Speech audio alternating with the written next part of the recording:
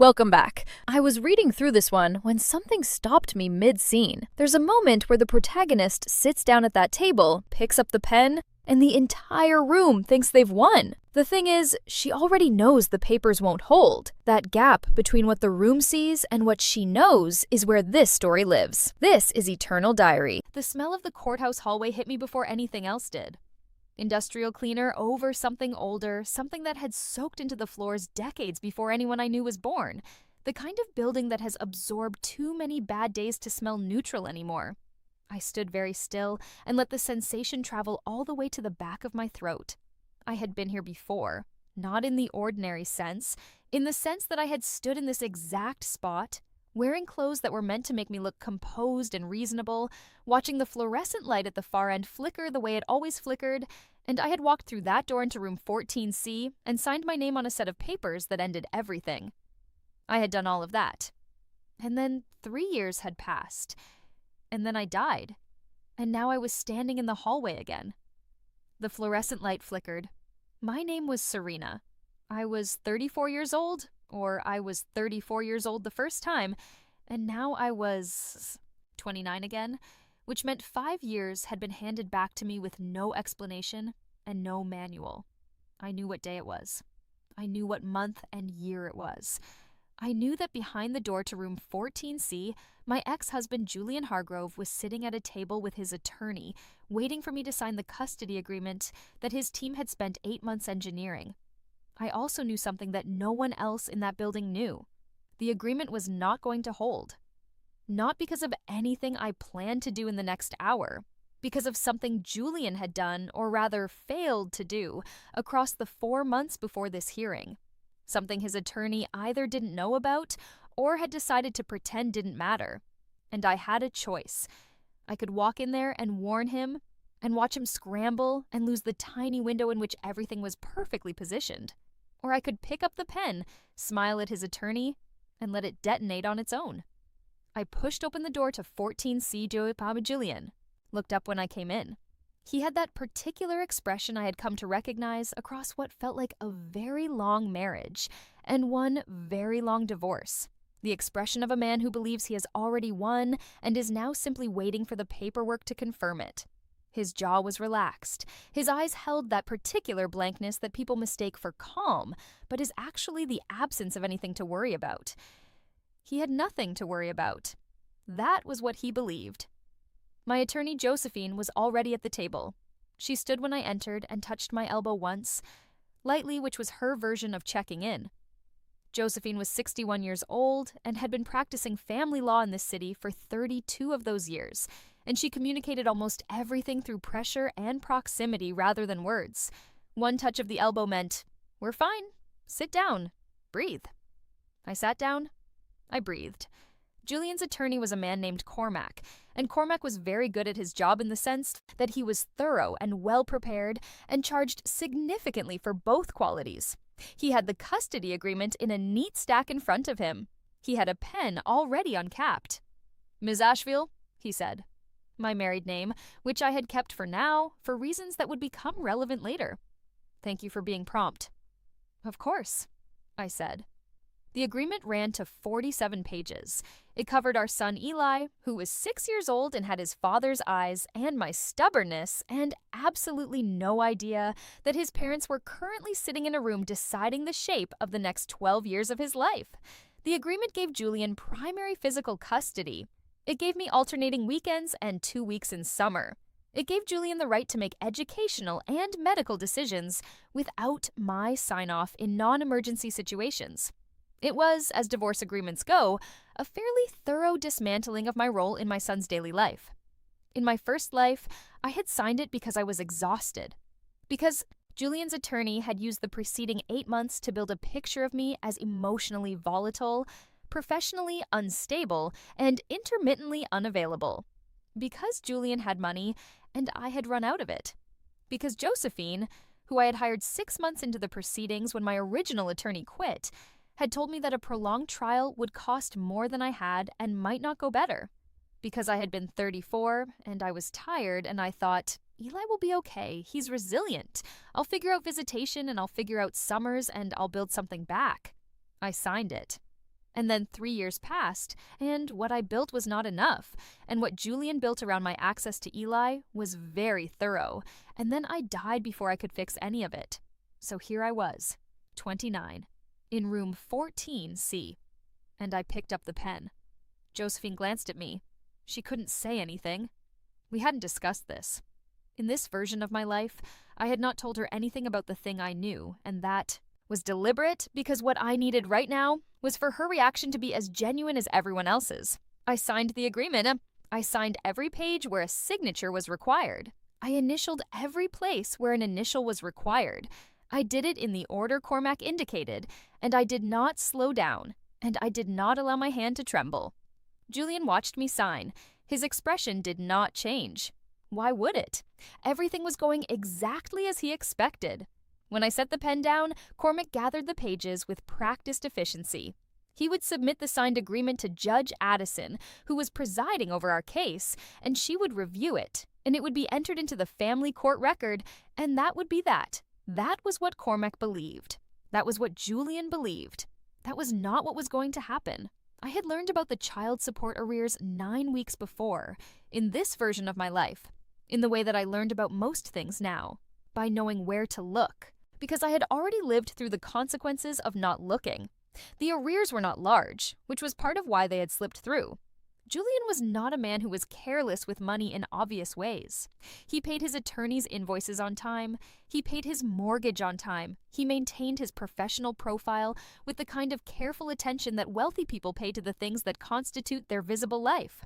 What he had not paid for a period of 4 months prior to this custody hearing was the temporary child support order that had been in place since the beginning of our divorce proceedings. The temporary order had been entered the week after we separated. $2,400 per month, not an enormous amount for a man of Julian's income. He had, for the first 5 months of the proceedings, paid it without incident. Then something shifted. I did not know exactly what, and I did not need to. What mattered was that between the 5th and the 9th month, he had paid nothing, $9,600 in arrears. The reason this mattered was not the dollar amount. The reason this mattered was a provision in family court procedure in this state that I had learned about in my first life, 2 years too late to use it. When a party to a custody proceeding has a documented arrears in a temporary support order of more than 90 days, the court has the authority to reject or defer any custody agreement signed by that party until the arrears are resolved at the judge's discretion. It is not mandatory. Judge Addison would have the agreement in front of her for 5 to 7 business days before signing off. She would also have access to the payment history on the temporary order. She was, in my experience of her from the first time through this, a meticulous woman who read everything that was put in front of her. She would read the payment history. She would notice. This is the thing about winning through knowledge, rather than confrontation. You don't have to do anything dramatic. You have to know what is already in motion. You have to know what the machine will do once it starts. And then you have to put yourself somewhere safe before the gears turn. I did not have to expose Julian. I did not have to walk into court with documents I had dug up. I did not have to accuse him of anything in that room. I signed the papers, I let Cormac submit them, and I walked out of room 14C at 11:47 in the morning, and I thanked Josephine for her work, and I went home to my apartment, and I made coffee, and I waited. It took 6 days. The call came from Josephine, and even though I knew it was coming, even though I had been counting down to it, the sound of her voice saying my name in that particular even register she used when something had shifted. I still felt my chest do something complicated. The judge rejected the agreement, Josephine said. There was a pause that I think she expected me to fill with confusion or distress. Why? I said. I said it carefully. There are documented arrears in the temporary support order. 4 months of non-payment.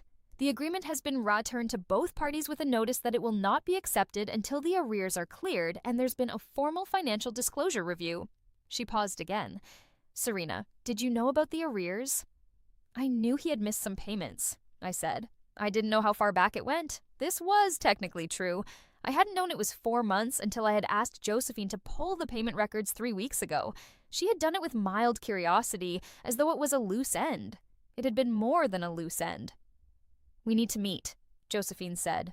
We met the following morning at her office, which was on the 14th floor of a building downtown and smelled of real wood and old paper, the kind of smell that comes from a practice that has been in operation long enough to accumulate a past. Josephine was already at her desk with coffee and a legal pad. She had made notes. She looked at me for a moment when I came in, a longer look than usual, and then she said, "Tell me what you actually know." I sat down. I put my hands in my lap. I said, "I know that the payment records are in the court file. I know that the judge reviewed them and found them non-compliant. I know that the agreement we signed is currently suspended." "That's what I know too," Josephine said. "I'm asking what you know that led you to request those payment records 3 weeks ago when there was no obvious reason to request them." I had prepared for this conversation. I had thought about what version of the truth I could offer that would be honest enough to satisfy Josephine without requiring me to explain the part where I had already lived through this once. "When Julian and I were married," I said, "he had a pattern of treating financial obligations as negotiable when he was under pressure. He treated deadlines as suggestions when he didn't think anyone was watching. I thought there was a chance he'd done the same with the temporary order."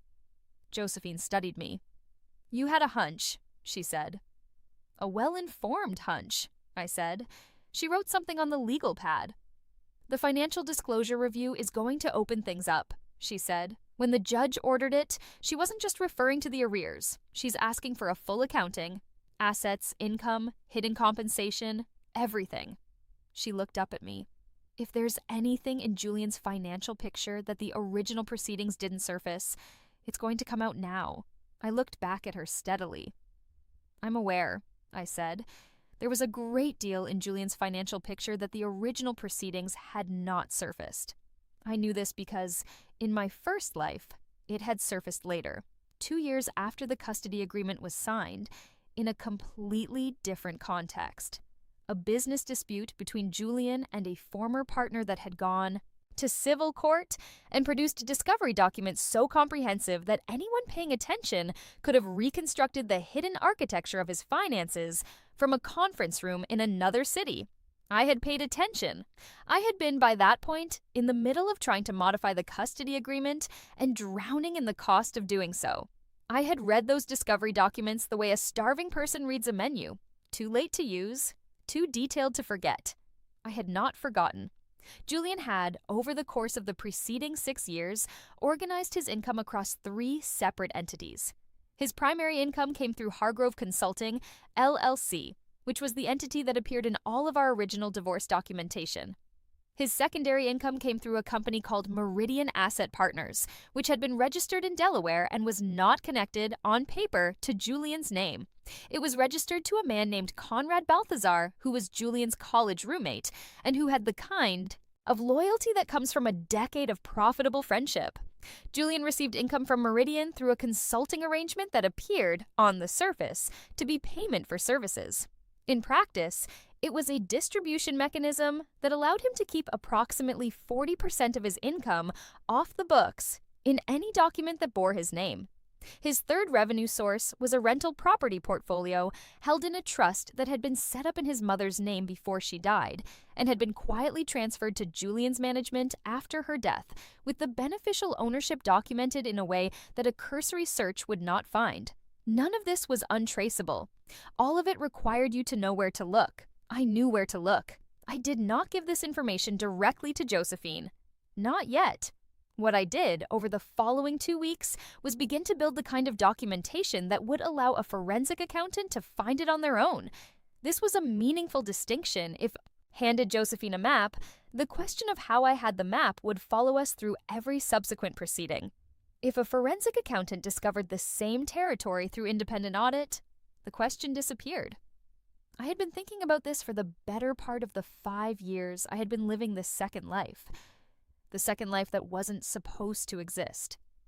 The one that arrived without explanation on a morning when I opened my eyes and felt myself in a body that was 5 years younger than it had been the night before, in an apartment that was a place I hadn't lived in since before Eli was born and understood, with the absolute clarity that sometimes comes in the moments just after waking that something enormous and improbable had happened.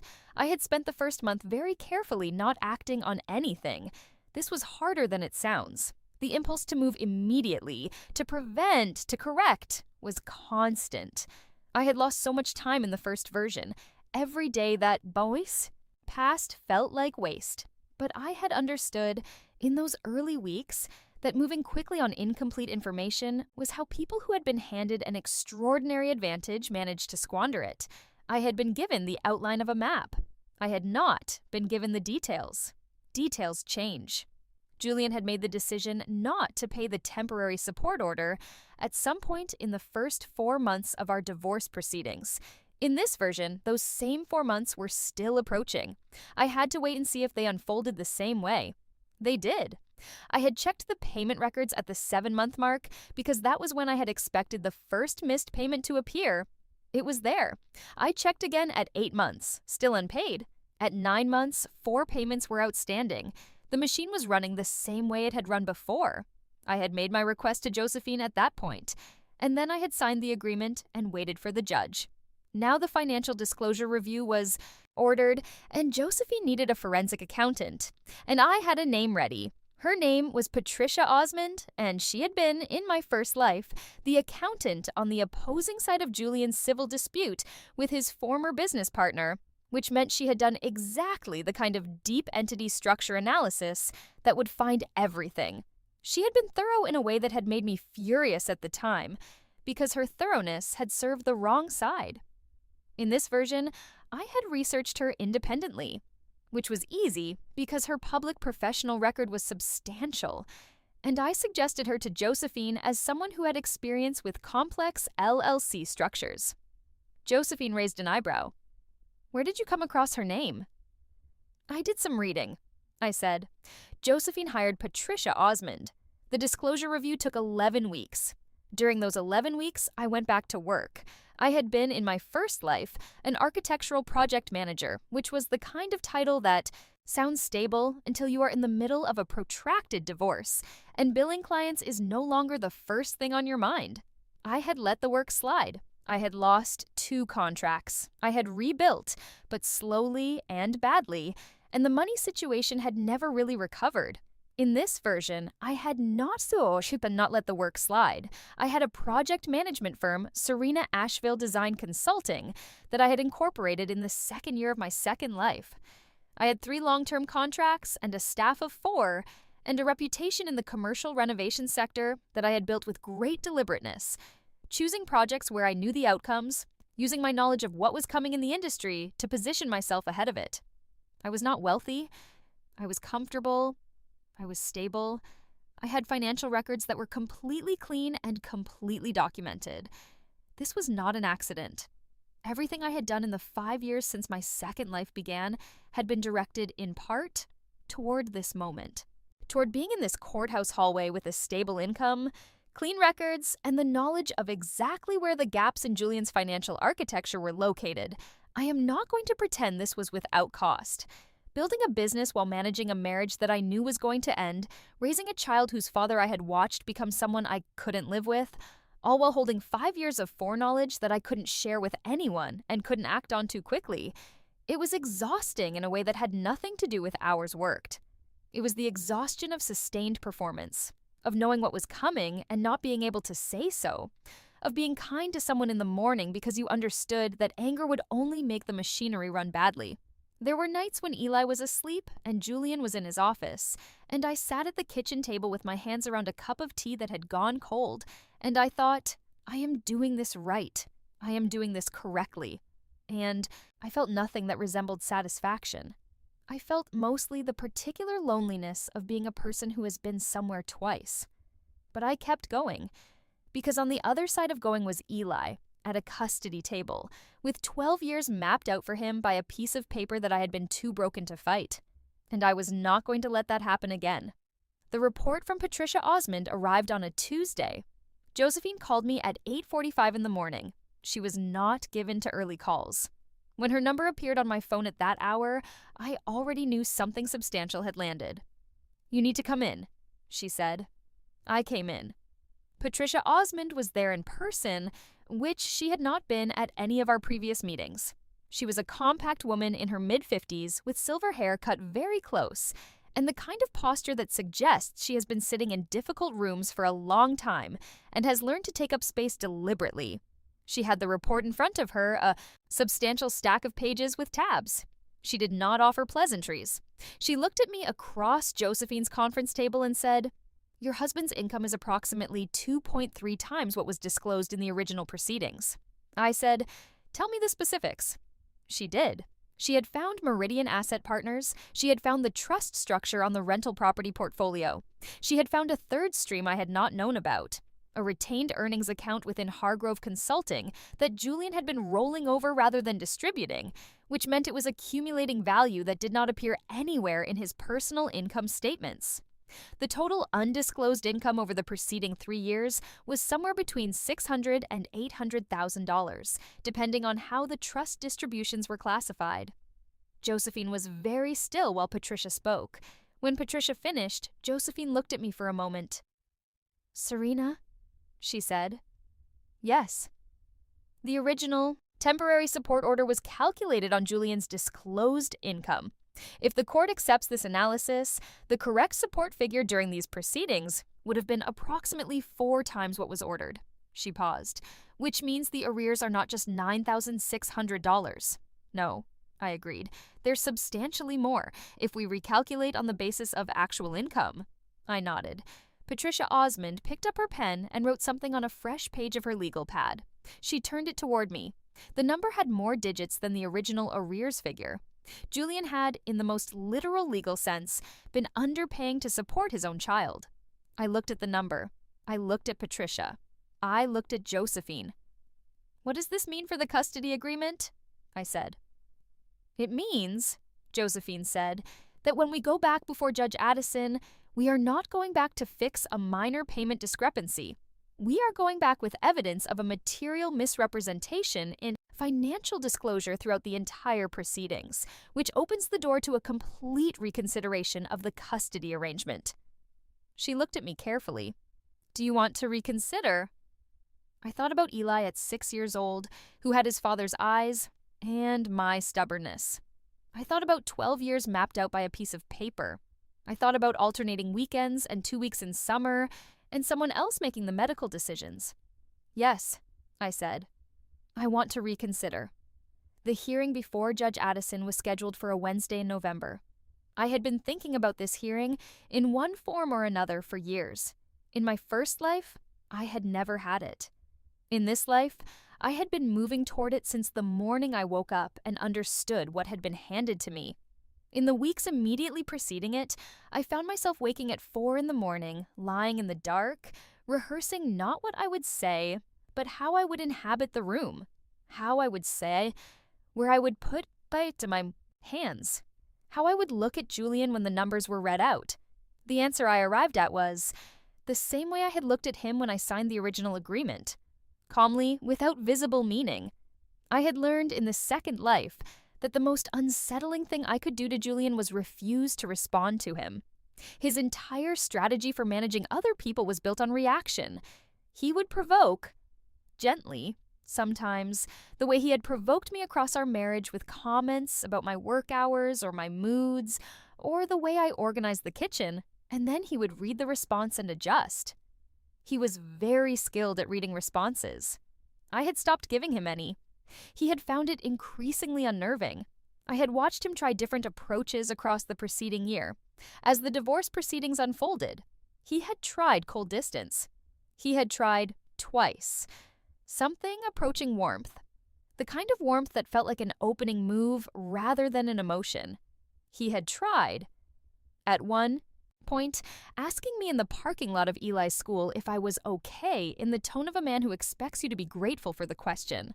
I had said yes, I was fine, and walked to my car. He didn't know what to do with that. Good. Julian arrived at the courthouse on Wednesday with Cormac and one additional attorney I hadn't seen before, a woman who had the look of someone brought in for a specific function. Financial litigation, I guessed. She carried a briefcase that was denser than Cormac's. I arrived with Josephine and Patricia Osmond, who had agreed to serve as an expert witness. We sat on opposite sides of the aisle in Judge Addison's courtroom and waited. Judge Addison came in at 9:05. She was a tall woman in her late 50s who had the quality, rare in any setting, of seeming to have read everything in the room already. She sat down, opened the file, looked at it for a moment, and then looked up at the parties. "We're here to address the rejected custody agreement," she said, "and the subsequent financial disclosure review. Counsel for the respondent." Cormac stood. What happened over the following 3 hours was, in the technical sense, a financial hearing with exhibits and testimony. In the practical sense, it was the moment when the architecture that Julian had built across 6 years of his professional life was walked through in detail, in a public room, in front of a federal judge. Patricia Osmond testified for 40 minutes. She was precise and she was unapologetic, and she had documentation for every number she cited: Meridian Asset Partners, the trust structure, the retained earnings in Hargrove Consulting, the gap between disclosed income and actual income. Cormac cross-examined her for 25 minutes. He was thorough. He was good. He did not shake her. Julian sat at his table and watched all of this with the particular expression of a man who has understood, somewhere in the preceding few minutes, that he is no longer in control of the room. I sat at my table and did not look at him. Judge Addison asked Patricia Osmond 3 questions. They were the 3 most incisive questions of the entire proceeding. She had read everything. At the end of the morning session, she called a brief recess and returned with an interim order. The original custody agreement was voided in its entirety. A new temporary arrangement was entered pending a complete custody reconsideration. Primary physical custody to me, with Julian receiving alternating weekends until the final order was issued. Arrears in child support, recalculated on the basis of actual disclosed income, were entered as a judgment against Julian in the amount Patricia had written on that page, and turned toward me across Josephine's conference table. Julian was ordered to make immediate payment of 50% of the arrears, as a condition of his weekend visitation rights being maintained. He was also referred to the court's Financial Compliance Office for a review of the original disclosure filings. Whether that referral led anywhere else was not in my hands. I had not filed a complaint. The judge had made her own observations. I sat very still while the interim order was read. Josephine touched my elbow once, lightly. Outside the courtroom, in the hallway, the same hallway with the industrial cleaner smell and the flickering fluorescent at the far end, Cormac stopped me on my way to the elevator. He was alone. Julian had gone the other direction with his financial attorney, and I could see from the set of his shoulders that he was on the phone. "Ms. Asheville," Cormac said. "Mr. Cormac," I said. He looked at me for a moment. He was a professional, and he did not make it a long look. "The payment records," he said. "You requested them before you signed the agreement." It was not a question. "My attorney requested them," I said. "That's a matter of record." He nodded slowly. He was working something out, and he was working it out in front of me, which was unlike him. He was usually too careful for that. "You knew," he said. I looked at him. I did not say anything. He nodded again.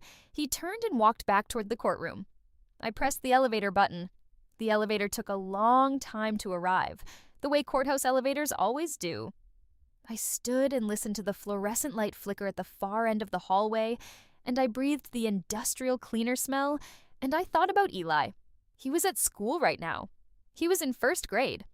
His teacher, whose name was Ms. Naya, had told me at the last parent conference that he was curious and distractible and very good at spatial reasoning, which tracked because he liked building things. He had inherited that from me. Julian had no patience for building anything he couldn't delegate. Eli was going to come home from school today, and I was going to pick him up, the way I picked him up every day now, and he was going to tell me something about whatever they had done in class, and I was going to listen, the way I always listened. And tonight he would sleep in his room in my apartment under the ceiling that had the small crack above his window that he called the lightning mark. That was today. That was what today was. The elevator arrived. I stepped in. In the weeks after the hearing, Julian did not call me.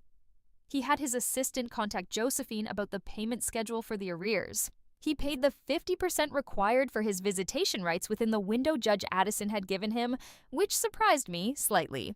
I had thought he might push back on the timeline. Perhaps Cormac had advised him against it. He exercised his alternating weekend visitation consistently. He picked Eli up on Friday evenings and returned him on Sunday afternoons. Eli came home from these weekends not unhappy. He was ex and he loved his father in the uncomplicated way of children who do not yet understand what the people they love are capable of. I was careful to maintain this. Whatever Julian was to me, he was Eli's father, and I had no interest in putting the cost of my divorce inside my son. This was a thing I had done badly in the first life. Not deliberately. I had been exhausted and angry, and I had let things slip through, sighs when Julian's name came up, a particular silence when Eli talked about his weekends. Eli noticed. Children always notice. In the second life, I was more careful. I trained myself. Julian's name, in my voice, was always neutral. A fact, like weather. What I did not maintain was any softness toward Julian in rooms he could not see. He had taken 11 years from Eli's life in the sense that those years, in the first version, had been shaped by an agreement that was not just unfair, but was built on a financial lie. He had taken income that should have gone toward Eli's care and parked it in Delaware LLCs and trust structures and retained earnings accounts. And he had looked at a judge and disclosed none of it, and a 7-year-old boy had grown up spending most of his time in a household where he was the child of the man of the house rather than the center of anything. I did not think about this too often. It was not productive. What I thought about instead was the final custody hearing, which was scheduled for March, and what I needed to build between now and then.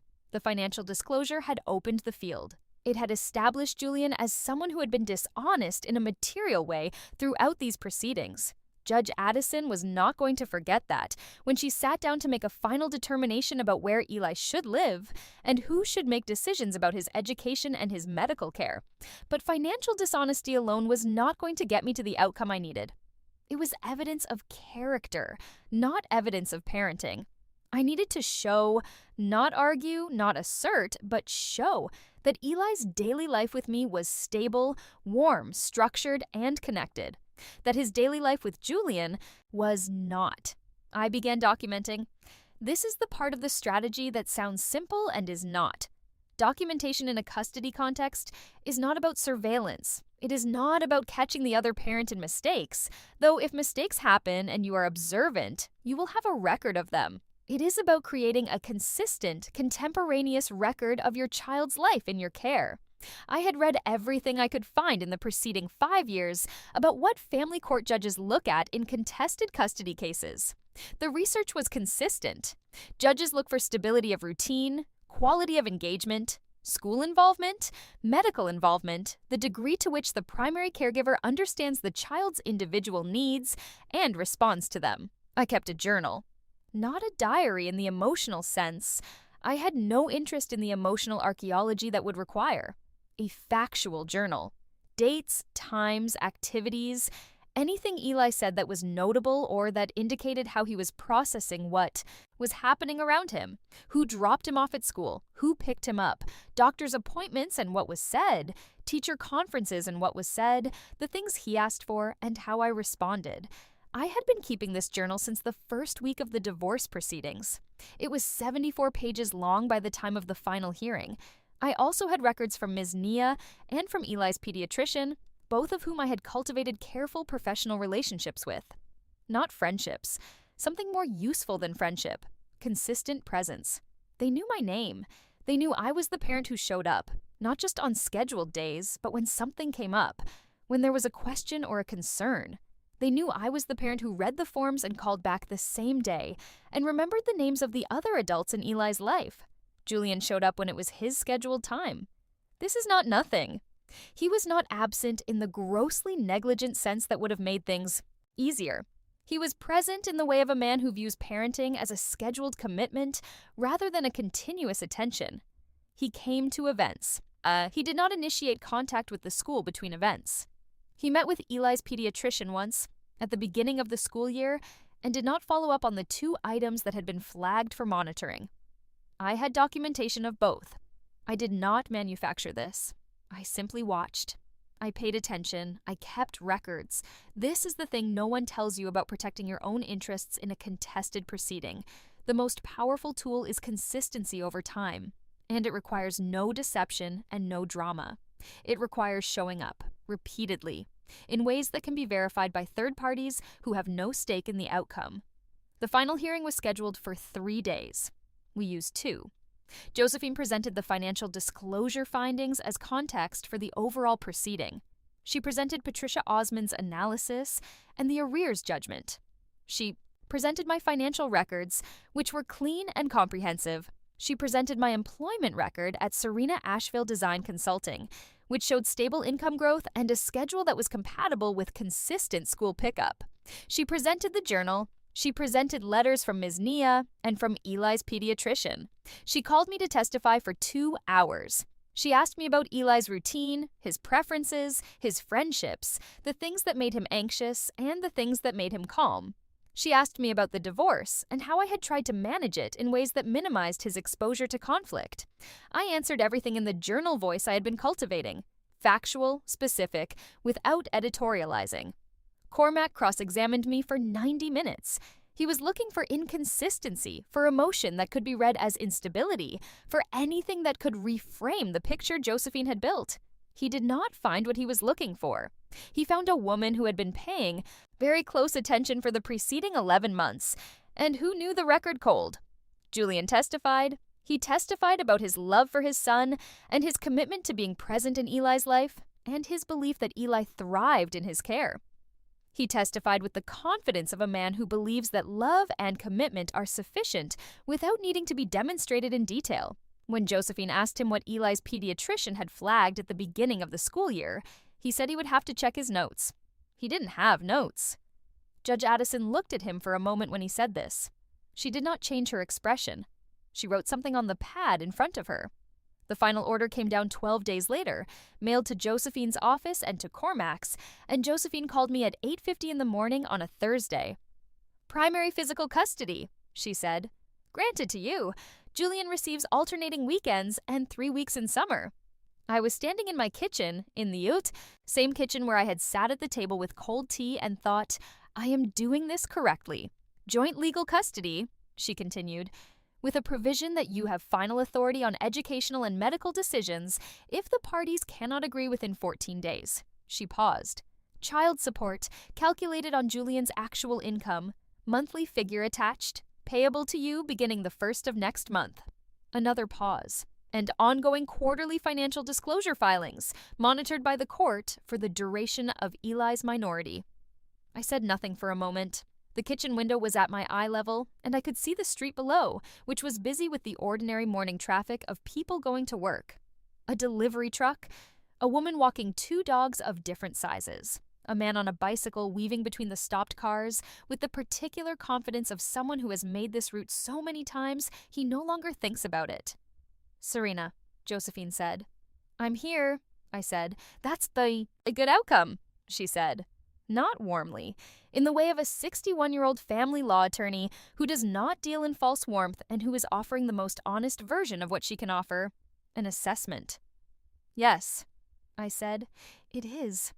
I picked Eli up from school that afternoon at 3:20, the way I picked him up every afternoon. He came out of the building in the wave of other first graders, wearing his backpack on both shoulders the way I had insisted, and his jacket only half zipped the way he insisted, and he spotted me by the gate and did the thing he did at 6, which was to move slightly faster without quite running, because running at pickup was apparently not cool. "Mom," he said. "Hi, you," I said. I zipped his jacket. He tolerated this. He told me about the lightning mark above his window. We walked to the car.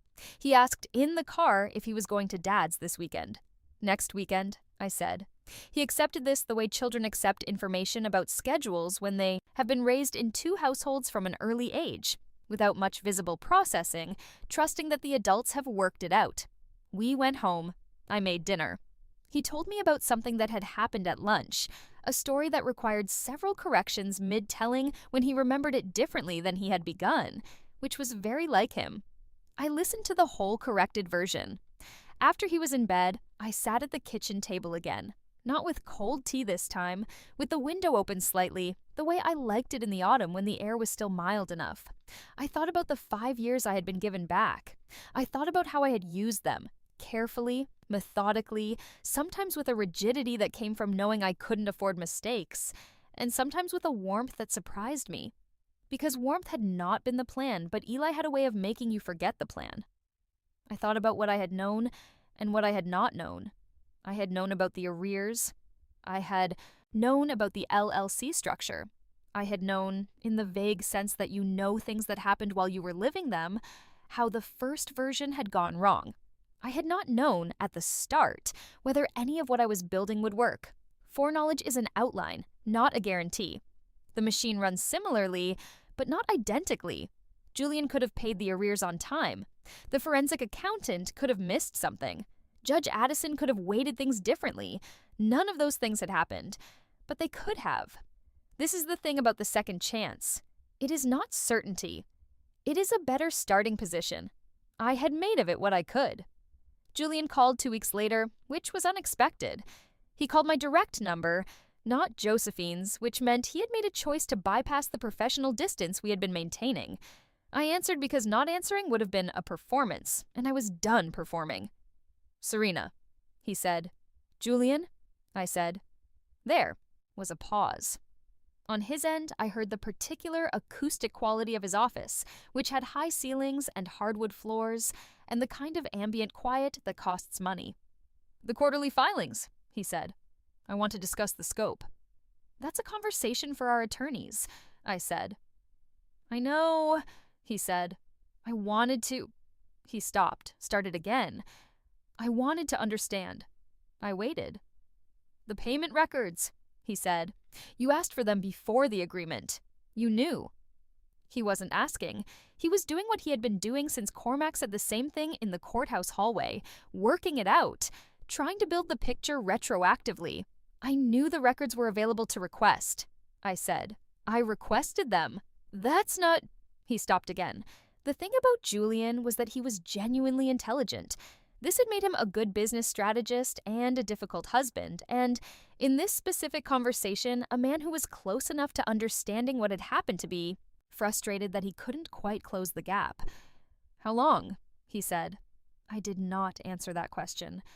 "Julian," I said, "Josephine will be in touch about the quarterly filings. Have Cormac call her." I ended the call.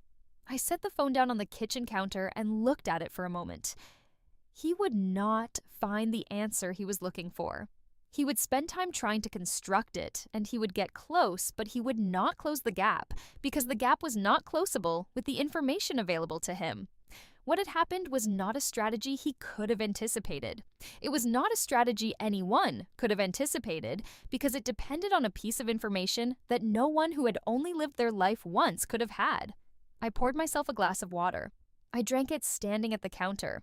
The quarterly filings were filed for the first time in March, as required. Patricia Osmond's office handled my review of them. They were accurate. Julian had, after the final hearing, apparently restructured both Meridian Asset Partners and the trust arrangement in ways that brought them into full disclosure, which was what the court's monitoring order required. This had cost him, in the legal and accounting fees of restructuring, approximately what he would have spent on a year of the undisclosed income. This was not revenge. Revenge would have required me to take satisfaction in it, and I found, looking at the restructuring filings, that I was mostly just satisfied that the monitoring mechanism was working, that the machine installed by the court order was doing what machines do when they're properly built. I thought about this sometimes, the difference between revenge and correction. Revenge requires the other person to feel it. Correction requires the structure to hold. I had spent 5 years building toward a structure. The structure was holding. Eli was 7 in June. His birthday party was at the park near my apartment, with 8 children from his class, and a project involving a model bridge kit that Ms. Nia had told me he had been obsessing over. 6 of the 8 children attempted to help with the bridge. Eli directed them with the focused authority of someone who has a vision and needs the labor. Julian came for the last hour. He brought an expensive gift, a remote-controlled vehicle that Eli liked, but not as much as he liked the bridge. Julian stayed for cake. He sat across the picnic table from me, and we were both adult enough to maintain a surface pleasantness that the children in attendance never had to look at twice. When he left, he said goodbye to Eli first. The long goodbye of the parent who doesn't have primary custody and is aware of it in every moment. Then he looked at me. "He's doing well," he said. "He is?" I agreed. Julian nodded. He looked at Eli for another moment. Eli, who was directing the final assembly of the model bridge and had both hands in the structure and was making the particular face he made when he was concentrating. The face with the slight frown that was not unhappy, but was very focused. Julian left. I looked at the bridge. The final piece went in successfully, and Eli made a sound of satisfaction that was not quite a word, just a sound. The sound of something completed. "Good," I said. He looked at me. He was 7, and he had his father's eyes, and my stubbornness, and, increasingly, his own particular self that belonged to neither of us. "Can we do a bigger one?" he said. "Yes," I said. "We can do a bigger one." The year that followed was ordinary in the ways that mattered. Eli went to 2nd grade. He continued to have his father's eyes and my stubbornness, and grew approximately 2 inches, which seemed fast to me and probably seemed even faster to Julian, who saw him in larger intervals. I had 3 projects running at Serena Ashfield Design Consulting and hired a 5th staff member, a young woman named Hadley, who had been in the field for 3 years and had a specific skill with client relationships that I recognized because I had once had it and then had it beat out of me by years of managing everything alone. I gave Hadley more responsibility than she expected.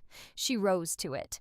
This made me feel something uncomplicated, which was a relief because most of what I felt about most things was somewhat complicated. I did not date.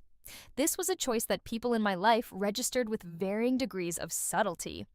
Josephine never mentioned it. My friend Grace, who had been in my life since graduate school and was the only person I had been able to maintain across both lives because she had the quality of tolerating a lot of distance without making it mean anything, mentioned it occasionally with the lightness of someone who is noting something without lobbying. I was not opposed to the idea of partnership in the abstract. I was deeply uninterested in introducing another variable into a life that I had arranged very carefully. Perhaps this would change. Perhaps it wouldn't. I had enough on my hands. The quarterly filings continued. Twice in the 2nd year, Josephine flagged minor discrepancies in Julian's filings that she sent to the court's compliance office. Both times, Julian corrected them within the allowable window. He was learning the shape of the monitoring apparatus. This was the intended outcome. The mechanism worked by being known about. The deterrent value of a court-ordered quarterly financial disclosure with a forensic accountant available to review it was that Julian now understood what the consequences of non-compliance looked like in practice. He had seen them in practice. He had no interest in seeing them again. The custody arrangement held. There were modifications, the small adjustments that happen in any arrangement when a child's life changes, a school activity that conflicted with a handoff time, a medical appointment that needed to happen on a Julian weekend. These were resolved, mostly, by text message in the flat, courteous register that Julian and I had settled into. We were not friendly. We were workable. I would take workable. The bridge model that Eli and I built in August of his 7th year was a suspension bridge. It took 3 weekends. Eli designed modifications to the original kit instructions that he had figured out from looking at photographs of actual suspension bridges, which he had found by asking me to search for pictures of bridges on the computer and then conducting a focused investigation that lasted approximately 45 minutes. He knew what he was looking for. He recognized it when he found it. I watched him study the photographs with his particular focused frown, and I thought, not for the first time, "You are so entirely yourself." How did that happen so fast? He looked up from the photographs and said, "The cables have to go from the tower to the deck at an angle, not straight down." "Right," I said. "That's what holds the weight," he said. "Yes," I said. He looked back at the photographs for another moment. "Why didn't the kit show that?" "The kit simplified it," I said. "You figured out the more complicated version." He absorbed this. Then, "Can we fix the kit?" "We can try," I said. We tried. It took 3 weekends and some improvised materials, and the modification didn't work perfectly, which meant we had to figure out why and try again. By the end of the third weekend, the bridge stood on the coffee table in the living room and bore his modification and held a load of books that was heavier than the original design specs. Eli looked at it for a long time, the same long look I had seen him give to problems, the inventory look, the look that was checking whether everything was where it was supposed to be. "It works," he said. "It does," I said. He went to bed satisfied.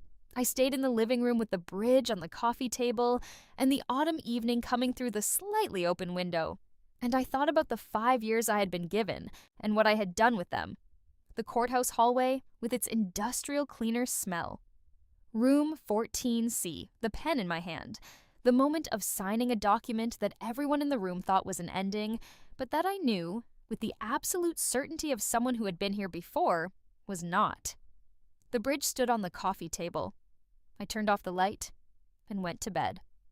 The last time I saw Cormac was at a professional function, a legal and business conference that Josephine had asked me to attend as a client participant on a panel about financial disclosure in family court proceedings.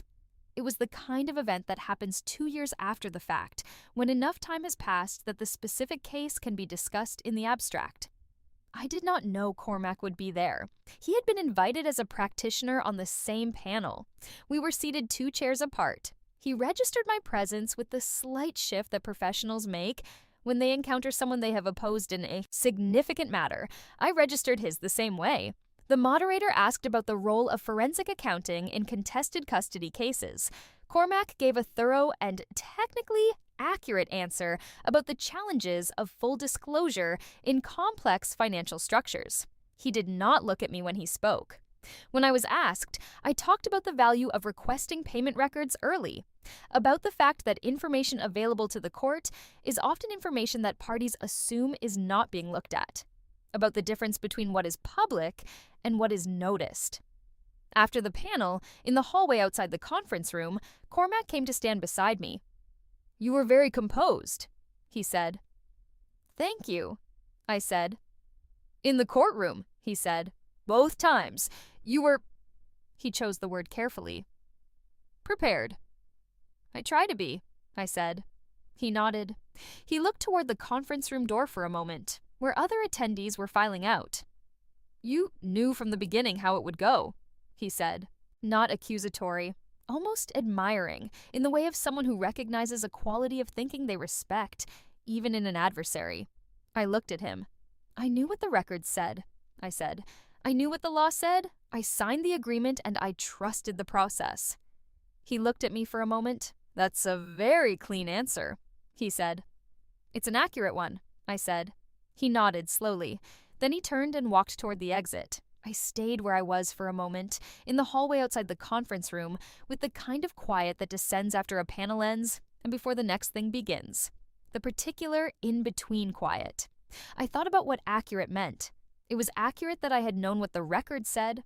It was accurate that I had trusted the process. What it left out was the rest. The years. The accumulated weight of having been here before. The particular clarity that comes from having already paid the cost of not paying attention. The mechanism was simple. Documentation, legal procedure, financial disclosure, a forensic accountant who knew where to look. None of it was dramatic. All of it required time and the willingness to move through the machinery rather than around it. Julian had believed that the machinery worked for people like him. He was not entirely wrong. It had, for a long time, worked for people like him. It had worked for him in the first version of this, when I signed the agreement without requesting the payment records, without knowing about Meridian, without the time or money for a forensic accountant. What he had not accounted for was the possibility of an opponent who understood the machinery as well as he did. Better, perhaps. Better, because I had already seen the version where I didn't. I picked up Eli from school the following afternoon. He came out of the building in the wave of second graders, backpack on both shoulders, jacket zipped this year without prompting. He had, at 7.5, apparently decided that zipping his eye jacket was not uncool after all. "Mom," he said. "Hi, you," I said. He told me, on the walk to the car, about something he had been thinking about regarding bridges. A different kind of bridge. He had looked at some pictures at school. "A drawbridge," he said. "But not the kind that goes up, the kind that splits in the middle." A bascule bridge, I said. He stopped walking and looked at me. How do you know that word? I know things, I said. He considered this for a moment. Then he started walking again. Can we build one? He said. Eventually, I said. It's more complicated. I know, he said. That's why? We got in the car. Mom, he said, clicking his seatbelt. Yes. The cables hold the weight, he said. But what holds the cables? He was asking about the towers. He had been thinking about this since the suspension bridge. I could tell. The logic of how force is distributed, where the tension ultimately had to resolve. The towers, I said, and the towers are anchored. Into the ground or into the water, whatever's underneath. He thought about this for the duration of the drive home, which was 7 minutes, and he did not speak again until we pulled into the parking space below the apartment. So everything has to go all the way down, he said. Yes, I said. Eventually, everything has to go all the way down to something solid. He got out of the car. He went upstairs. He dropped his backpack at the door the way he always dropped his backpack at the door, which was something I had given up correcting. I hung my keys on the hook by the door. I looked at the hallway of my apartment, which was ordinary and mine, the walls painted the warm neutral I had chosen, the photographs of Eli at various ages in frames I had picked up over time, the small basket by the door where things accumulated the way things accumulate in a place that is lived in. This was what 5 years of careful, methodical, sometimes rigid, sometimes surprising work had built. Not the, outcome alone. The whole of it. The stable business, the clean records, the journal, the bridge on the coffee table, the zipped jacket, the question about what holds the cables, the door to room 14C, the pen in my hand, the signature on 47 pages, the judge who read the payment records and noticed. Everything goes all the way down to something solid. From the kitchen, Eli's voice. Mom, can I have the peanut butter thing? The peanut butter thing is a snack, I called back. The answer is yes. Okay, he said. I heard him open the cabinet, the particular creak of that cabinet door, the sound of the jar being found by feel, because he never turned the kitchen light on when he could avoid it, a preference I had never understood and had stopped trying to change. The cabinet closed. The apartment was quiet the way it was quiet in the late afternoon. Before homework, before dinner, before the particular evening hours that have their own rhythm in a household that has settled into itself. Outside, the city made its ordinary sounds. I stood in the hallway for another moment, in my apartment, in my life, in the version of things that I had built. Then I went into the kitchen to help him find the spoon.